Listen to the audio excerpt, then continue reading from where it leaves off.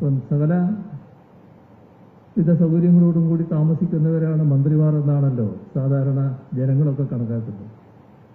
അപ്പോൾ ആ മന്ത്രിമാർ താമസിക്കുന്ന ചില വീടുകളുടെ അവസ്ഥ നോക്കണം എന്താണെന്ന്. നിങ്ങൾ രാവിലെ ഇടേണ്ട ഷർട്ടൊക്കെ ഇപ്പോഴത്തെ കാലത്ത് എല്ലാവരും ഇസ്ത്രീട്ടൊക്കെ വെക്കുമല്ലോ, അങ്ങനെ വെച്ചു എന്ന് വിചാരിക്കുക. കുറച്ച് കഴിയുമ്പോൾ ഉണ്ടാവും അതിൻ്റെ മേലെ ഒരു വെള്ളം വരും. ഏതാ വെള്ളം? മരപ്പെട്ടി മൂത്രമൊഴിച്ചതാണ്. നിങ്ങൾക്ക് സ്വന്തം കിടപ്പുമുറിയിൽ ഒരു ഗ്ലാസ് വെള്ളം വിശ്വാസത്തിൽ ഇങ്ങനെ വെക്കാൻ പറ്റില്ല. അതെടുത്ത് കുടിക്കാൻ അടച്ച് തന്നെ വെച്ചിരിക്കണം. പിന്നെ എപ്പോഴാണ് ഈ സാധനം ഇതിനകത്ത് വീഴുക എന്നുള്ളത് സംശയിക്കേണ്ട അവസ്ഥയാണ്. അങ്ങനെയുള്ള എത്ര വീടുകൾ നമുക്കുണ്ട്. ക്ലിഫ് ഹൗസ് ഏതായാലും അങ്ങനെയുള്ള ഒന്നാണ്. ഈ പറഞ്ഞത് വേറെ എന്തെങ്കിലും കേട്ട അനുഭവമല്ല, എൻ്റെ അനുഭവത്തിലുള്ള കാര്യമാണ് പറയുന്നത്.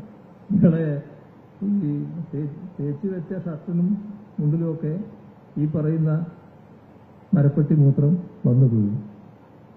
അങ്ങനൊരു അവസ്ഥ. എത്രയോ കാലമായിട്ട് നിൽക്കുന്ന കെട്ടിടങ്ങൾ നമ്മൾ അറ്റകുറ്റപ്പണിക്ക് ഭയപ്പെട്ട് നിൽക്കുകയാണ്. നമ്മൾ വേണ്ടത്ര മുൻഗണന പലപ്പോഴും കൊടുക്കുന്നില്ല എന്നാണ് അവസ്ഥ. ഇത് യഥാർത്ഥത്തിൽ നാം അതിൻ്റെ ഭാഗമായി കാണേണ്ട ഒരു കാര്യം, അവിടെ താമസിക്കുന്നയാളുടെ ഇഷ്ടാനിഷ്ടങ്ങൾക്കനുസരിച്ചല്ല അവിടുത്തെ പ്രവർത്തനങ്ങൾ നടക്കേണ്ടത്.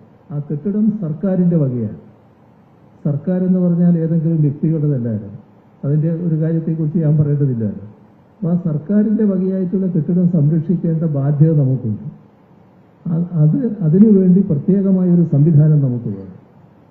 അതേപോലെ തന്നെ നമ്മുടെ ഗസ്റ്റ് ഹൗസ്, ഇപ്പോൾ കേരളത്തിൽ വളരെ പ്രസ്റ്റീജിയസ് ആയിട്ടുള്ള ചില ഗസ്റ്റ് ഹൗസുകൾ ഇപ്പോൾ ഈ അവസ്ഥ എന്താണ്? ഇപ്പം അതിനെ ദയാവധത്തിന് വിട്ടിരിക്കുകയാണ് നമ്മൾ. യഥാർത്ഥത്തിൽ നമ്മൾ കൊല്ലവും ആലുവയും എടുത്തു നോക്കിയാൽ മതി. കൊല്ലം ഗസ്റ്റ് ഹൗസ് എത്ര കാലമായി അടഞ്ഞു കിടക്കുന്നു? എന്താ നമ്മളങ്ങോട്ട് തിരിഞ്ഞു നോക്കുന്നുണ്ട് അതിനെപ്പറ്റി? ആലുവയിലെ ഗസ്റ്റ് ഹൗസ്, ആ ഗസ്റ്റ് ഹൗസ് പുതിയ ഒരെണ്ണം പണിതപ്പോൾ ചില പ്രശ്നങ്ങളുണ്ടായിരുന്നു. പുതിയ എണ്ണം പണിതോടുകൂടി പഴയതിൻ്റെ അവസ്ഥ എന്താ? ഇതിനൊക്കെ നമ്മൾ ദയാവധത്തിന് വേണ്ടതാണോ? നമുക്കായിട്ട് എങ്ങനെ നടത്താൻ പറ്റുമെന്നുള്ളത് ആലോചിക്കേണ്ടതല്ലേ? ഇതുപോലുള്ള ഒരുപാട് കെട്ടിടങ്ങൾ നമ്മുടെ സംസ്ഥാനത്ത് നമ്മുടെ സ്വന്തം കയ്യിലുള്ള, സർക്കാരിൻ്റെ കയ്യിലുള്ളത് ആവശ്യമായ പരിചരണവും സംരക്ഷണവും ലഭിക്കാതെ കിടക്കുന്നുണ്ട്. അപ്പോൾ അത്തരം കാര്യങ്ങൾ എങ്ങനെ നമുക്ക് പരിഹരിച്ചെടുക്കാൻ പറ്റും?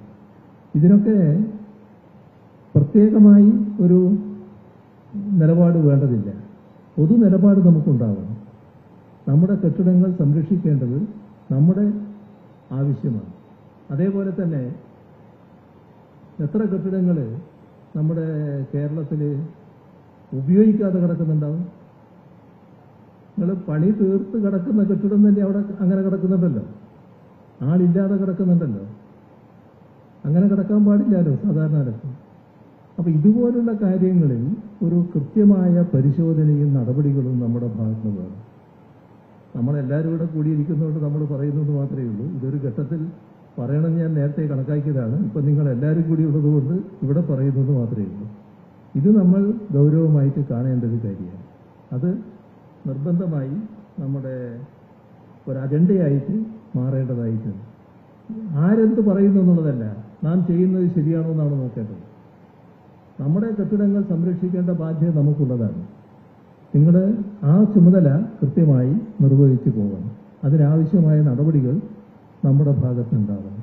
അത് വളരെ പ്രധാനപ്പെട്ടതാണ്.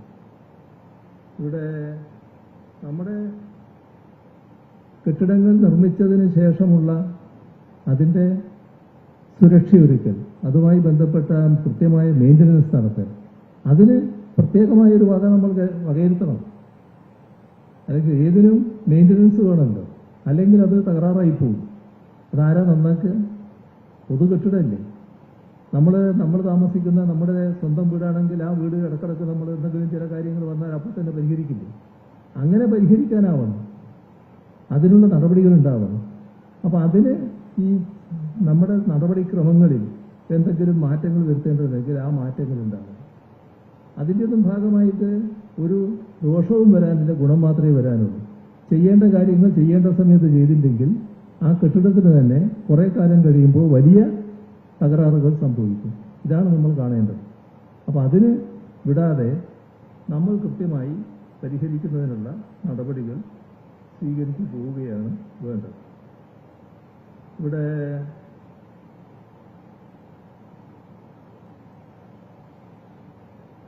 നമ്മുടെ സംസ്ഥാനത്തിൻ്റെ മറ്റ് പ്രത്യേകതകൾ ഞാൻ പറയുന്നില്ല. നമ്മുടെ കേരളത്തിൽ ഇത്തരം സൗകര്യങ്ങൾ ഒരുക്കുന്നത് ഉദ്യോഗസ്ഥർ ഒരു അസംതൃപ്തരാകാൻ പാടില്ല എന്ന സമീപനത്തിൻ്റെ ഭാഗം തന്നെയാണ്. നമ്മൾ ശമ്പളം കിട്ടുക എന്നുള്ളത് മാത്രമല്ല സംതൃപ്തിയുടെ ഘടകം.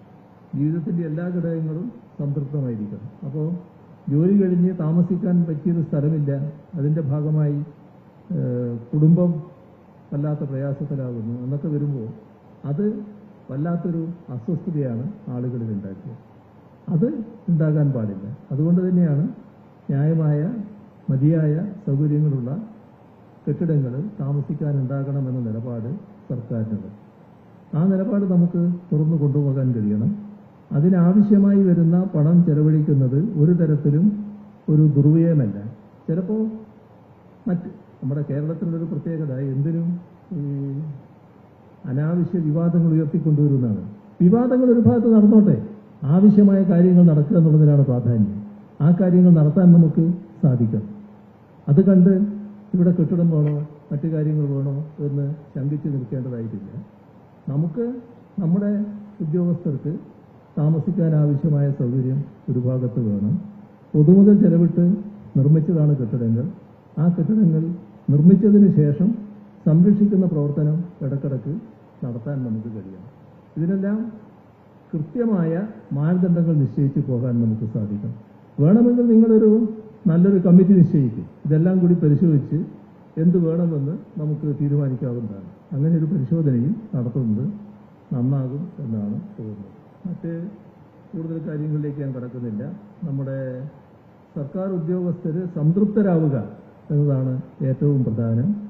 ആ സംതൃപ്തിക്കുതകുന്ന പ്രവർത്തനങ്ങളുടെ ഭാഗമായിട്ടാണ് ഈ പറയുന്ന ക്വാർട്ടേഴ്സും നാം കാണേണ്ടത്.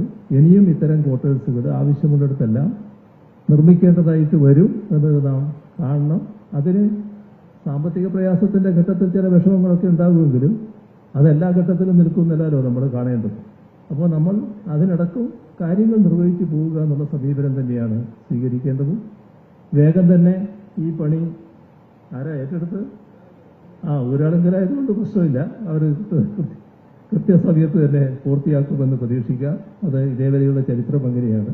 അപ്പോൾ കൃത്യസമയത്ത് പൂർത്തിയാക്കും എന്ന് പ്രതീക്ഷിച്ചുകൊണ്ട് ഈ തറക്കല്ലിടൽ കർമ്മം നിർവഹിച്ചതായി ഒരിക്കൽ കൂടി അറിയിച്ചുകൊണ്ട് അവസാനിപ്പിക്കുന്നു. നിങ്ങൾക്ക് എൻ്റെ സ്നേഹാഭിവാദം.